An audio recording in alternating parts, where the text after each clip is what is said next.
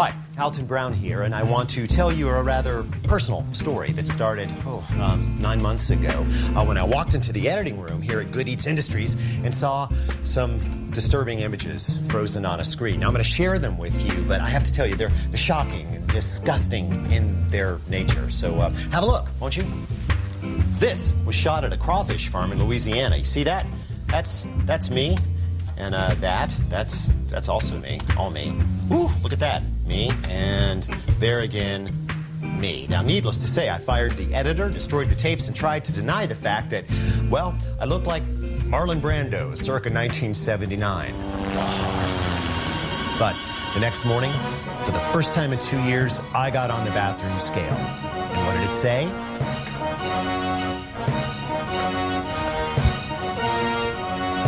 I decided standing there and then that everything would change and that I would shed 50 pounds of ugly fat. 9 months later, and here's the 50 pounds of ugly fat I lost. Pretty ugly. Of course, this is actually lard, but you get the point. The entire story, complete with helpful tips, can be found in my new memoir, Buff Like Me. It's just a working title. I figure there's no harm in taking time in this program to share a few of the foods that help me move away from Apocalypse Now Brando and just a little closer to Streetcar Named Desire Brando. And what's really important is that I did it all on a steady diet of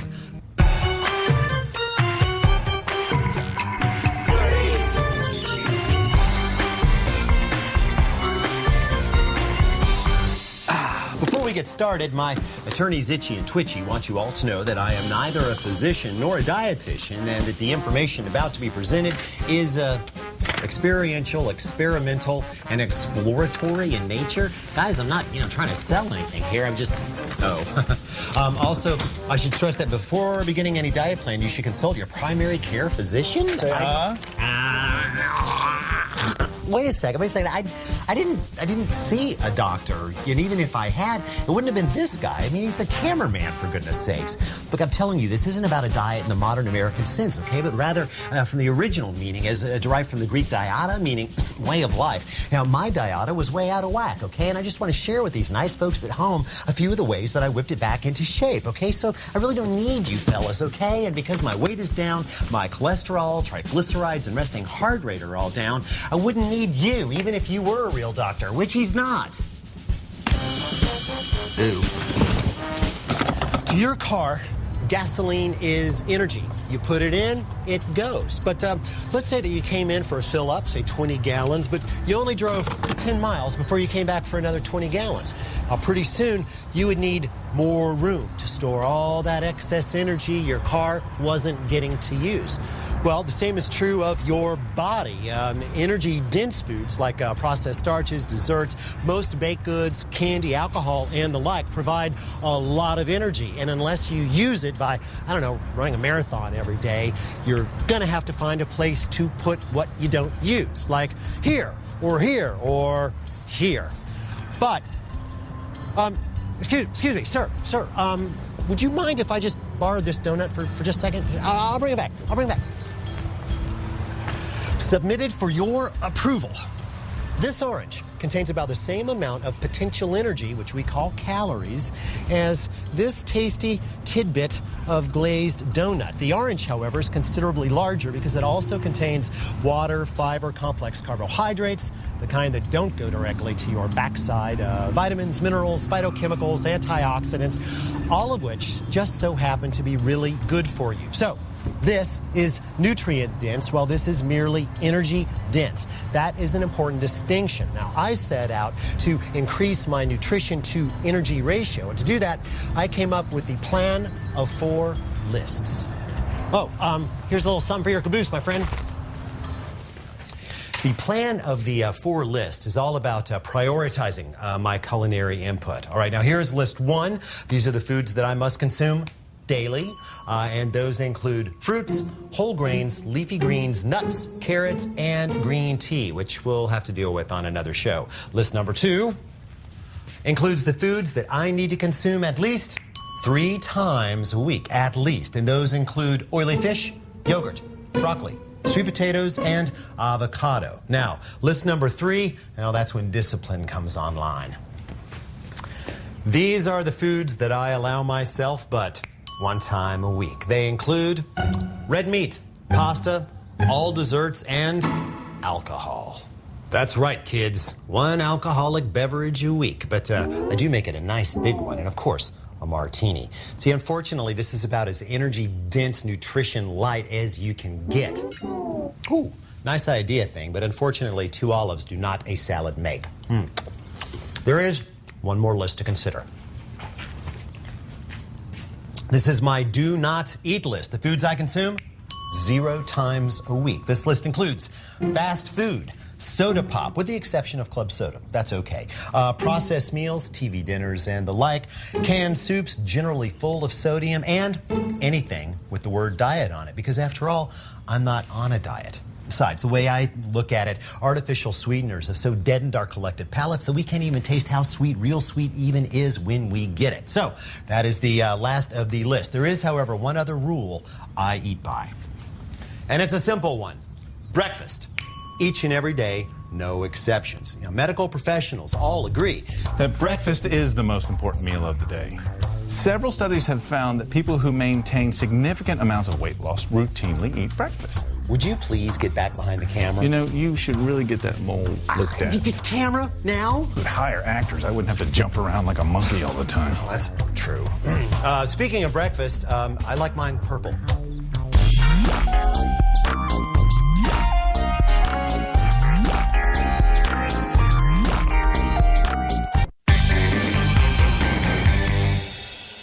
My favorite personal purple delivery device is the smoothie. And if I had a theory of smoothie relativity, it would state that half of a smoothie's mass should come in liquid form. And of course, purple liquid would be better. Now, I like pomegranate, I like Concord grape, and I like acai juice for their flavor and for their high level of antioxidants. So I'm going to go with the acai today.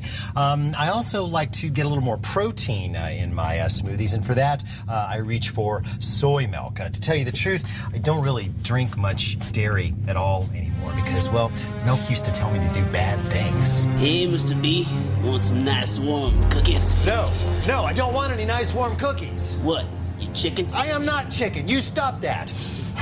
We all, have our personal demons. Anyway, make sure your soy milk is low-fat and enriched with both protein and vitamin B12, which most of them are. All right, on to the fruit.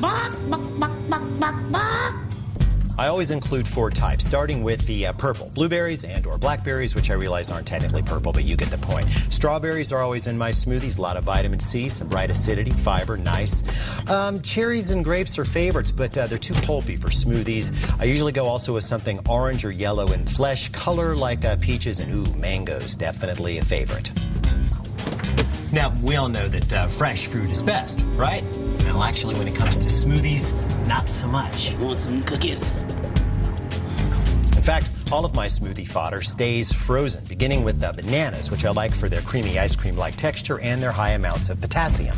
I buy them on the sale table when they're all streaked with brown and nobody wants them, but they're actually perfectly ripe on the inside. I take them straight home, peel them, wrap them, and freeze them. Get them for about 35 cents a bunch. Everything else I buy IQF, or individually quick frozen. Such fruits are economical, they're high quality, completely prepped, and ready to go. In other words, they're convenient. Now that we've assembled our software, time to contemplate the hardware. Now, to my mind, a worthy smoothie engine must possess the following features, okay? 1, it's relatively heavy. This one weighs in at 11 pounds, so we know there's a serious power plant inside. Number 2, check out the carafe design. It should be squared rather than cylindrical because food tends to just spin around inside a cylinder. It'll be made of plastic or polycarbonate rather than breakable glass. And the blade assembly will be fixed. Yes, it'll be a little trickier to clean, but at least it won't come apart during a blending session. That would be bad. Now, take a look at the lid. It should be heavy and very firm fitting. All right, that's quite important. Number 4, all smoothie engines possess a variable speed control. This is maybe the most critical characteristic of all. And, number 5, just in case your fruit binds up, you want to make sure your model comes with a plunger. If you tried to use something like a wooden spoon or stick or something, you'll be very, very sorry. As for the robotics, those are completely optional.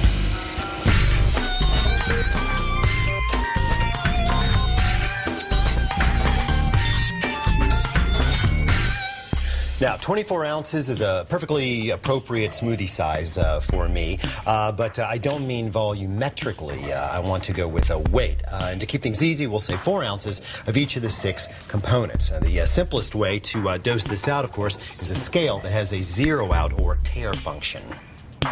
So we'll start with acai juice, 4 ounces, and zero out the scale, and the soy milk.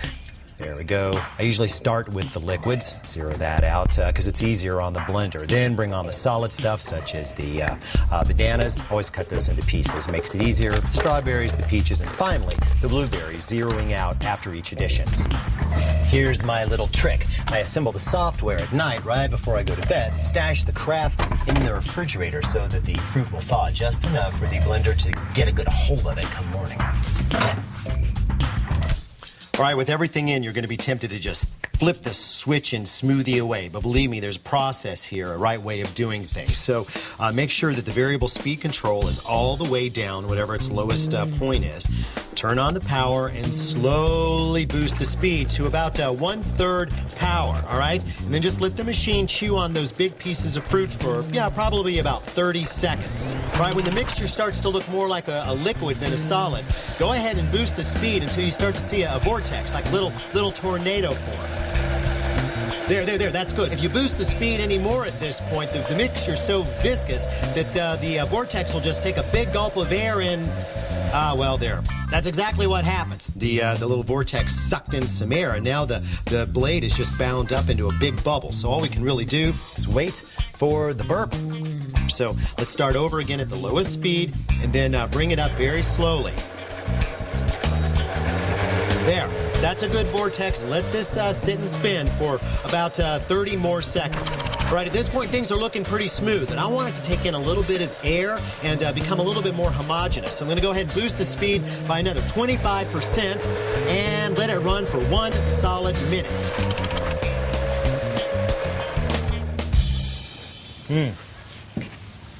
And that, my friends, is my daily breakfast. It tastes fantastic, and it's full of nutritional stuff like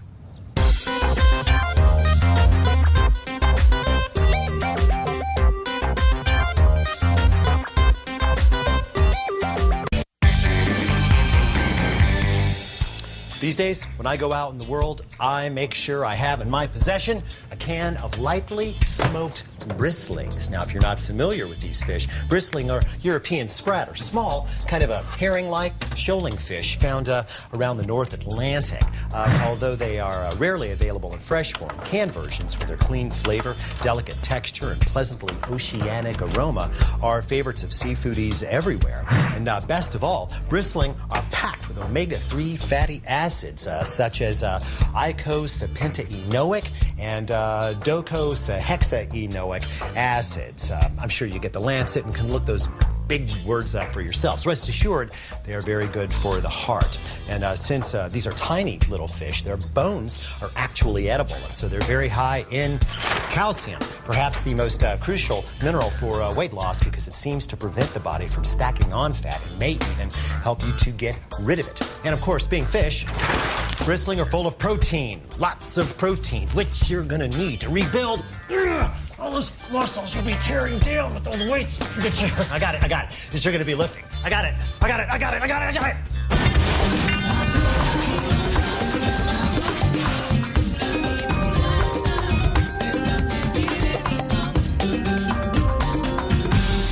Now, these little guys are packed in my preferred 2-layer configuration in olive oil.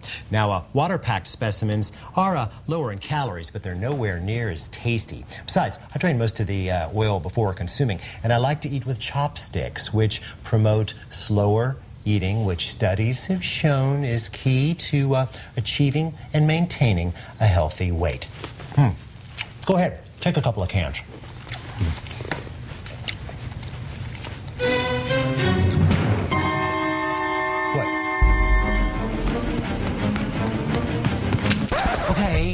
So I covered up the label, but look, this is all psychological. I mean, you yell bristling and everybody says, huh? What? You yell sardine and we got ourselves a panic. 4th of July.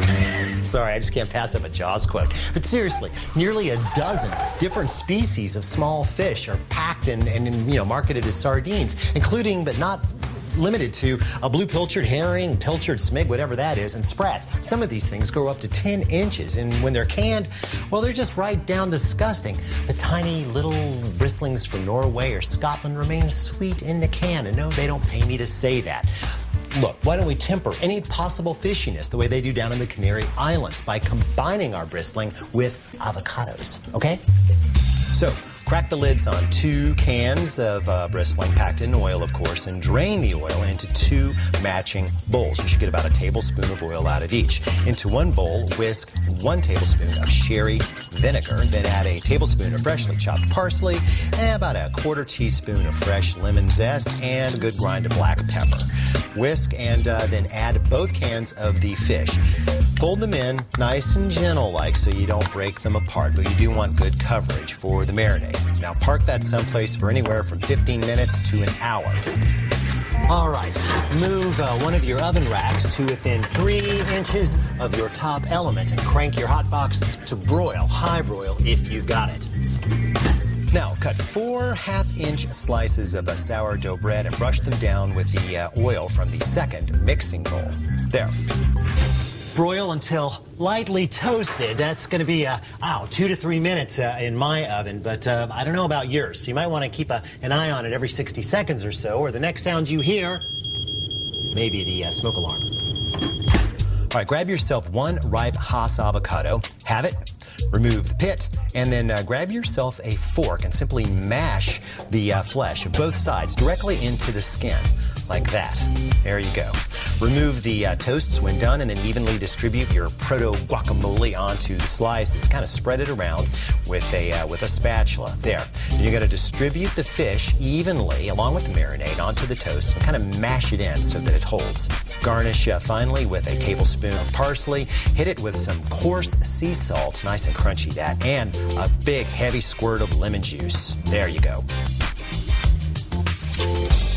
All right, it doesn't look like much, but this is a nutritious and delicious meal that I could eat for breakfast, lunch, or dinner.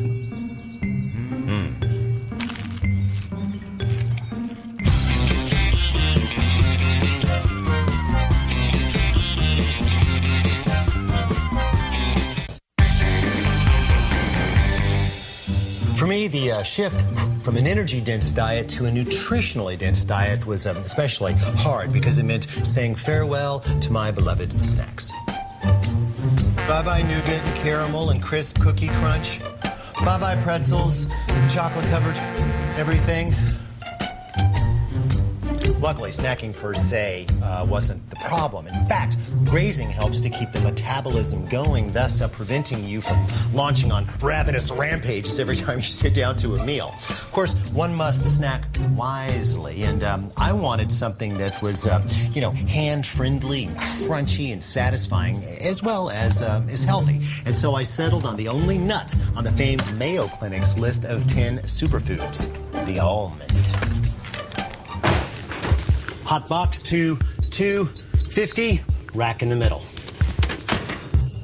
Now, combine 1 tablespoon of ground ginger and 1 teaspoon of kosher salt in a really big mixing bowl and set aside. Then fetch down a 12-inch saute pan, place it over medium-low heat, and add 2 teaspoons of olive oil and 1 teaspoon of dark sesame oil. When that heats up, take 1 dried arbol chili, break off the end and remove the seeds, which are really, really hot, and then crumble the chili directly into the oil. Let that cook for 30 to 45 seconds or until you can actually smell the chilies in the air. There you go. Now, add 1 pound of whole natural almonds and toss, cooking for approximately 5 minutes until they become nice and toasty. Then time to bring in some flavor, a tablespoon of low-sodium soy sauce and Worcester sauce. I'll let that cook for about 1 minute until the pan seems relatively dry. And it's going to get kind of brown and sticky on the bottom, but that's okay. Then it's time to evacuate into the bowl. Toss with the ginger salt combo thusly. Then move everything onto a sheet pan lined with a piece of parchment paper. Make sure you get them evenly dispersed. All right, into the oven for 20 minutes. This baking will set the outer layers so that the flavors stay put without the nuts feeling sticky. Cool for half an hour and enjoy. Now, a handful of almonds can provide a medicine chest of goodness, from monounsaturated fats to vitamins, fiber, protein to magnesium, which is critical for your nervous system. Still, there are calories here, so I limit my dosage to 1 ounce once or twice a day. Discipline. Speaking of, reaching and maintaining a healthy weight takes plenty of the D word. It takes discipline to weigh regularly, to eat slowly, to keep to your lists, to take control over what goes into the hole in your head. Now, it has helped me to keep a visual reminder around where I am on the journey. Maybe I'll add a little bit more to this blob, make a coffee table someday, but until then, nice. See you next time on Good Eats.